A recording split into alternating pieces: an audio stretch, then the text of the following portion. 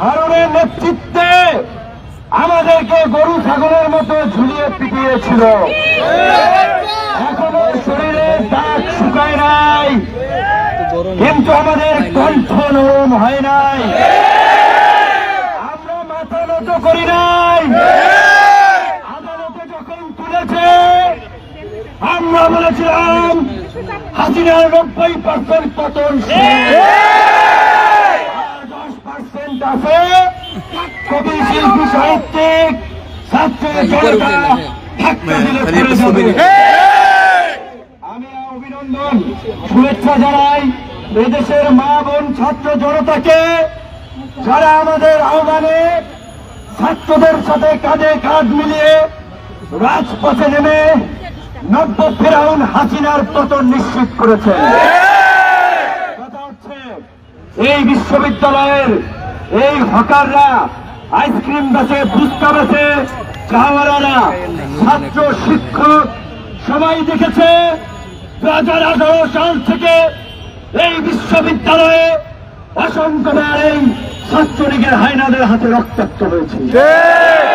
কিন্তু যেই বিশ্ববিদ্যালয় আমাদের মাথা উঁচু করে দাঁড়াতে শিখিয়েছে, সেই বিশ্ববিদ্যালয় আমাদের স্বাধীনতা, সার্বভৌমত্ব, মানুষের অধিকারের জন্য লড়াই করতে শিখিয়েছে, আমরা সেই বিশ্ববিদ্যালয়ের আদর্শ ধারণ করে আমরা দমে যাইনি।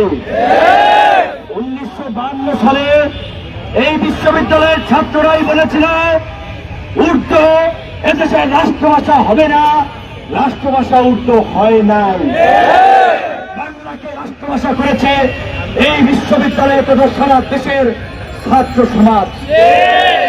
1971 সালে এই বিশ্ববিদ্যালয়ের ছাত্র শিক্ষকরাই গর্জে উঠেছিল স্বাধীনতার জন্য, বাংলাদেশ স্বাধীন হয়েছিল।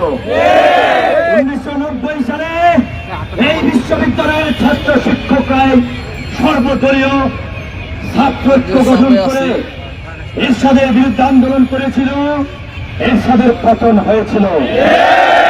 আমাদের হাতে গড়া ছোট ভাইরা নাহিদ চাকসুতে আমার প্যানেলে সংস্কৃতি সম্পাদক পদে নির্বাচন করেছে, আসিফ ছাত্র অধিকার পরিষদের ঢাকা বিশ্ববিদ্যালয়ের সভাপতি ছিল। এই প্রতিবাদী তরুণরা আমাদের সংগ্রামে উজ্জীবিত হয়ে তারা এই জাতিকে বৈষম্য মুক্ত করার জন্য বৈষম্য বিরোধী ছাত্র আন্দোলনের ব্যানারে কোটা সংস্কার থেকে যে রাষ্ট্র সংস্কারের আন্দোলনকে আজকে এই জায়গায় নিয়ে এসেছে, তাদেরকে আমি অভিনন্দন জানাই।